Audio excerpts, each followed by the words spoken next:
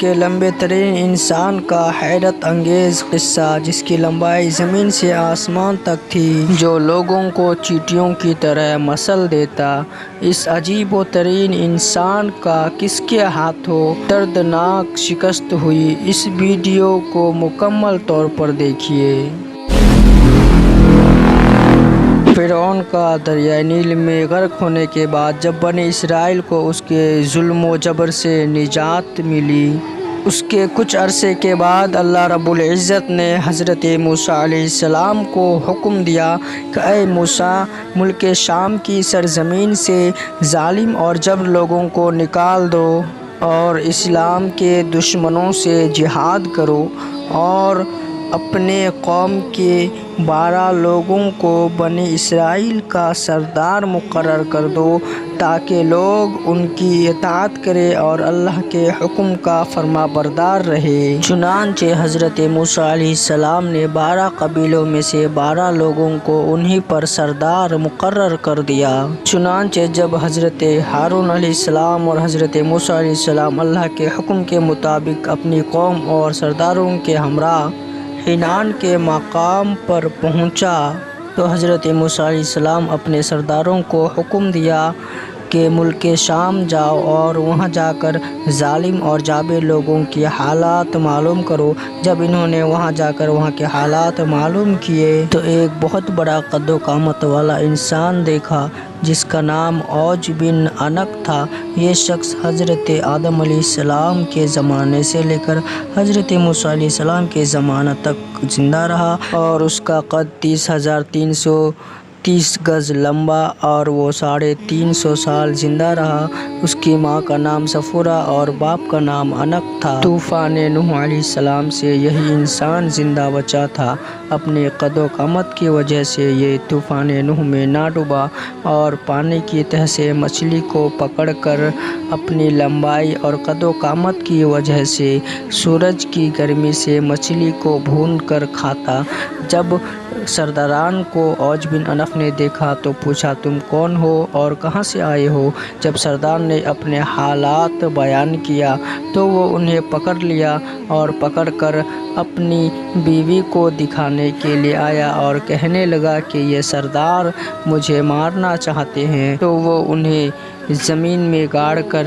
چیونٹی کی طرح مچل دینا چاہا، لیکن اس کی بیوی نے کہا، یہ کمزور ہے، یہ ناتواں ہے، تم انہیں چھوڑ دو، یہ تمہارے کچھ نہیں کر پائے گا، تم ان کے مقابل میں بہت ہی بڑا اور طاقتور ہو۔ جب یہ سردار اوج بن عنق کو دیکھ کر ڈر گئے تو یہ ملک شام میں واپس آ گئے، اور آ کر حضرت موسیٰ علیہ السلام کو وہ وہاں کے پورے حالات بتانے لگے۔ وہاں کے پھل بھی بہت بڑے بڑے ہیں، اگر انار میں سے ایک انار نکال کر کھا لے تو سیر ہو جائے، اور اسی طرح وہاں کے انگور بھی بہت بڑا دیکھا، اگر ایک انگور کھا لے تو جی بھر جائے۔ جو پھل وہ اپنے ساتھ لائے تھے وہ حضرت موسیٰ علیہ السلام کو دکھائے، اور حضرت موسیٰ علیہ السلام نے ان سے کہا کہ تم اپنی قوم کو ملک شام کے بارے میں مت کہنا کہ وہ بہت طاقتور ہیں،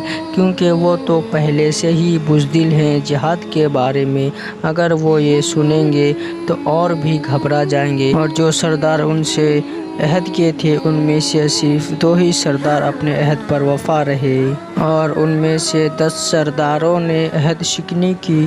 اور وہاں جو انہوں نے دیکھا تھا وہ سارا واقعہ اپنے قوم کے سامنے پیش کر دیا، اپنے قوم کو سنا دیا، اور وہ لوگ خوف و ہراست کے مارے جہاد میں جانے سے انکار کر دیا، اور وہ لوگ مصر جانے کی تیاریاں کرنے لگے۔ حضرت موسیٰ علیہ السلام نے ان سے کہا، اے لوگو، تم جہاد سے بھاگنے کی کوشش نہ کرو، اللہ تعالیٰ نے مجھ سے فرمایا ہے میں تمہیں جہاد پر فتح دوں گا۔ تو قوم نے موسیٰ علیہ السلام سے کہنے لگی کہ وہاں پر تو ایک بہت بڑا شخص ہے جو بہت بڑا قد و قامت والا ہے، جو بہت ہی زیادہ طاقتور ہے، وہ جب تک وہاں رہیں گے ہم نہیں جائیں گے۔ وہ دونوں سردار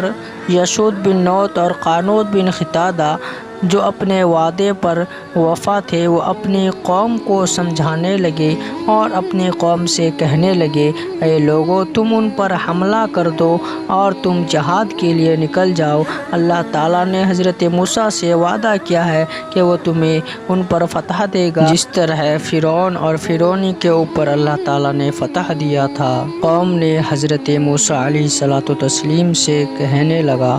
کہ اے موسیٰ ہم جہاد کے لیے نہیں جائیں گے، تم اور تمہارا اللہ جہاد کے لیے جاؤ۔ حضرت موسیٰ علیہ السلام نے قوم سے غصہ ہو کر انہیں بد دعا دے دی اور اس دوران ملک شام فتح ہونے میں 40 سال دیر لگ گئی، اور بنی اسرائیل کے بدبخت لوگ جنہوں نے انکار کر دیا وہ لوگ جنگلوں اور پہاڑوں میں بھٹکتے رہے، اور جب رات ہوئی تو بنی اسرائیل مصر جانے کے لیے روانہ ہوئے۔ پوری رات چلتے رہے اور جب صبح فجر کا وقت ہوا تو انہوں نے دیکھا کہ جہاں تک چلے تھے وہیں تک ہے، آگے بڑھ نہیں پائے۔ تو وہ لوگ سمجھ گئے کہ یہ حضرت موسیٰ علیہ السلام کی بد دعا کی بدولت ہے کہ ہم لوگ آگے نہیں بڑھ پا رہے ہیں۔ تو وہ لوگ وہیں پر حضرت موسیٰ علیہ السلام کا آنے کا انتظار کیا، اور بنی اسرائیل کی 6 لاکھ لوگ حضرت موسیٰ علیہ السلام کی بد دعا سے بھٹکتے رہے، اور وہ لوگ اس جگہ سے نکل نہیں پائے۔ اور یہ میدان مصر اور فلسطین کے درمیان ہے جس کا نام میدان تی ہے۔ وہ لوگ وہاں بھٹکتے رہے اور وہاں سے نکل نہ پائے۔ جب حضرت موسیٰ علیہ السلام اور حضرت ہارون علیہ السلام ملک شام پہنچے، اور وہاں پہنچ کر جیسے ہی اوج بن عنق نے انہیں دیکھا تو کہنے لگا، تو ہی بنی اسرائیل کا سردار ہے جو فرعون اور فرعون کے لشکر کو دریائے نیل میں غرق کر دیا۔ اور یہ کہہ کر وہ حضرت موسیٰ علیہ السلام پر حملہ کر دیا، اور حضرت موسیٰ علیہ السلام کا بھی قد 10 گز لمبا تھا۔ وہ اپنے عصا سے اس کے گھٹنوں پر مارا، اور وہ اس گھٹنوں پر مارنے کی وجہ سے گر پڑا اور وہ بے ہوش ہو کر مر گیا۔ اور جب حضرت موسیٰ علیہ السلام اور حضرت ہارون علیہ السلام دونوں ملک شام سے سرخرو ہو کر واپس آئے تو اس